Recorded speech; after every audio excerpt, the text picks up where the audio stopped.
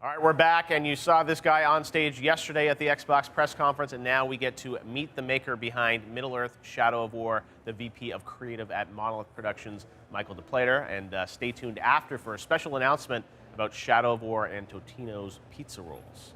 Michael, great to have you with us today. Excellent to be here. We are so excited about Shadow of War. Coming out now this October, right? October 10th. October 10th. Yep. I saw the big banner out front of E3 when I was driving into E3. So I know this is a passion project for you. I think Shadow of Mordor, a couple years ago, back in 2014, everyone just got so excited about what you guys built. And now you're back a few years later with a brand new experience. And let's just jump right into the gameplay and tell us what you're showing, because it's such an epic world. I know I got to play it a few weeks ago, one of the forts, and it's just like this is only a small little piece of what this is going to be. So tell us, what are we seeing here? I think, and that's what's sort of so exciting about us for E3 is that every time we get to show the game, we're going to be showing something new or something unseen, and we never know what's going to happen in any particular demo. So here, Evan's mounted on this Caragor. We're moving around through this is the open world in Nirn. So this is the south of Mordor. Yeah. And we've got this whole kind of living world that we really want to show off in E3, and the influence of the Nemesis system that actually spreads right throughout the world. So not just through the fortresses that we have, but also out to the wilderness, to the outposts, to the side missions, to the different orcs you'll hunt and recruit. Yeah. Yeah, and actually you'll build and grow those stories with each of those different guys. Yeah, the thing that's really, one of the things we've doubled down on is all of the mounted combat and gameplay. Yeah. So the Caragors, these are fun because they can climb pretty much anything as well.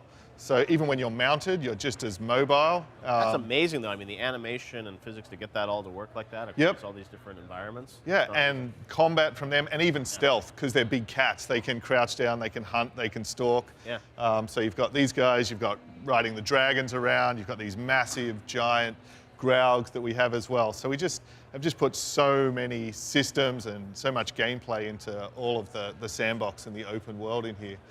But I think what we're also going to show here today, after we show a bit more of the open world, is actually a beginning of a fort assault, and we'll. Oh wow!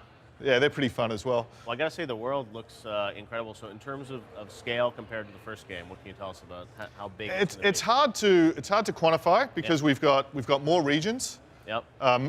Many more regions. Every one of those regions is bigger. Yep. And then every one of those regions is much more dense with gameplay, with content, with verticality, with caves, with secrets, with life.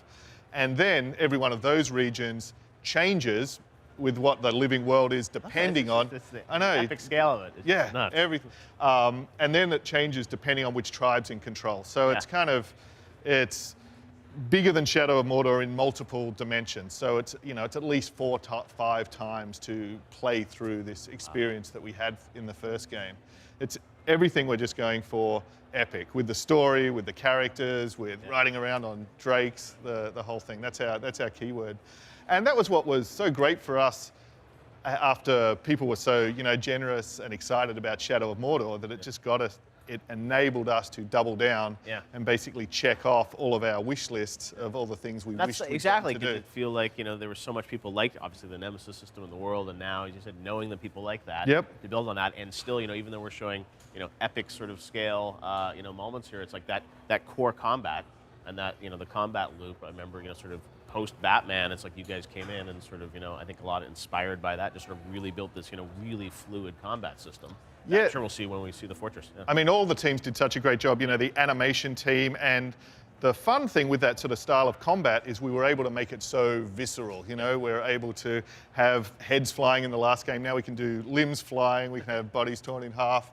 All the fun stuff. But as well as that, we've now got this entire additional layer of player progression and skills. So the skill tree is expanded enormously, and you can now really customize your loadout and your skills depending on what your play style is, and then combining that with a pretty epic gear system. So now if you're hunting down and defeating different enemies, different nemesis, they're going to drop rare, epic, legendary gear, and then you can craft that to really customize the character and to visually change how the hero looks as well. Yeah, well, we should jump into the fortress here and see some real live gameplay here and talk about what we're going to see here when we go live. Now, one thing I will ask you about is Xbox One X. You were on stage yesterday. So this game is coming out about a month in advance of One X. So what does that mean? You'll sort of be able to play it, obviously, on your Xbox One S. And then when it comes out for X, it'll be further enhanced? Yeah, exactly. So it's the same, all of the platforms of Xbox One S, and then of course the X and the PlayStation and the PC. But just being able to really take advantage of the power of the X in terms of the scale of the game, in terms, of course, of just how amazing it can look in 4K. So do you think it's going to drive like a better frame rate, or it's going to be obviously 4K resolution? What can we expect? How much different will it be than the One S version? One of the areas where we're really lucky, and the team's just doing such a killer job, is we have our own tech and we have our own engine, which is the Firebird engine. And those guys have just knocked it out of the park in terms of optimizing every element of that, from the frame rate through to the resolution, through to the detail. So we're just taking advantage of it in every dimension just to make sure that the whole thing is really So we will get a better frame rate on One X, you think? We're locked in, we're really committed to this sort of locked in at 30, so it's just always consistent, it's always smooth, even if you're going into the most ridiculous, massive, epic Helm's Deep scale battle and you've got multiple dragons, everything's on fire, there's hundreds of guys on screen, it's just insane. But then you ratchet up the little details, I guess. Yeah, exactly. But even then, with all of that insanity going on, which are these really big, intense combat moments, you don't lose any of the responsiveness or the flow or just that great feel that makes our combat so good. Very cool. All right, well, let's look at some of the combat here. For the blue. He's definitely blue. Yep. And we're going to see some real combat here, which is amazing with these forces. And, I got to play this a few weeks ago. I mean, great sense of strategy, obviously, as you sort of go through, get to make choices on how you're going to engage in the battle here. Yeah, so and also, the army that you bring in with you. How can this be the last one? Better enjoy this, boys! So the personalities of these guys, the stories that you build up with them, and the scale of it, it's just immense. Because that's the thing, basically the team, we said, so we had this game, Shadow of Mordor, and we just wanted to make it bigger in every dimension. So now we've got hundreds of guys, we've got more detail on all of those guys, we've got massively more variation with the Nemesis system on them all, we've got the fire and the destruction system, we've got these massive forts. So it's just every single dimension, it got massively expanded. So here, Evan's actually, what he's done is he's used Shadow Strike.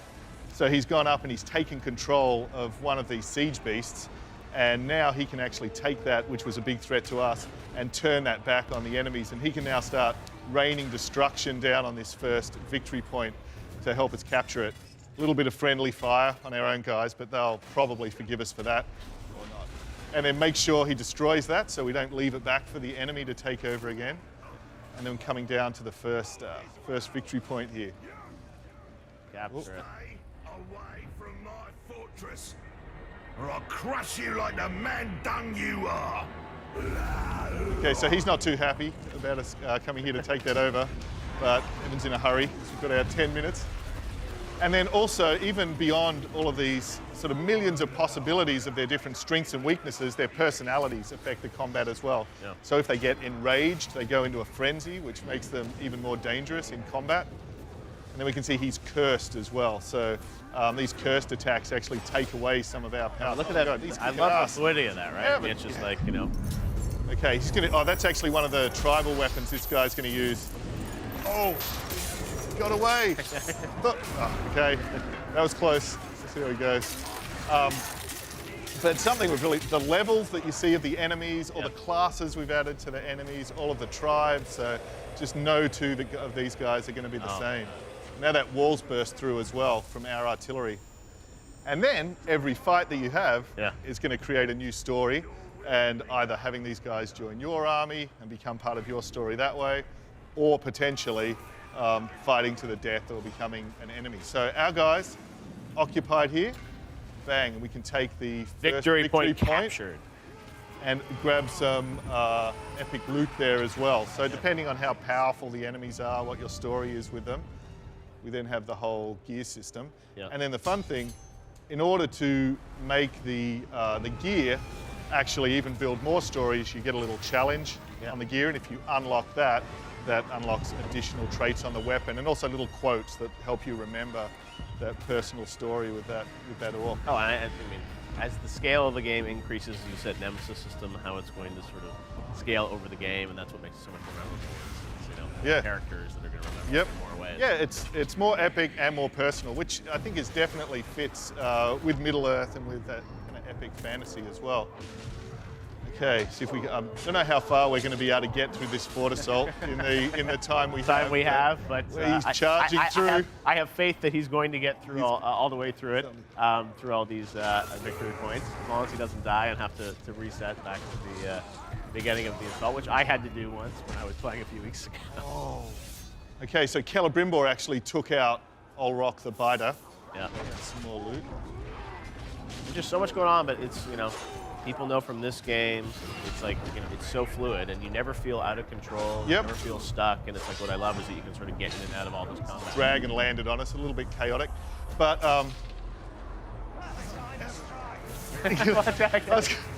okay, we'll get it.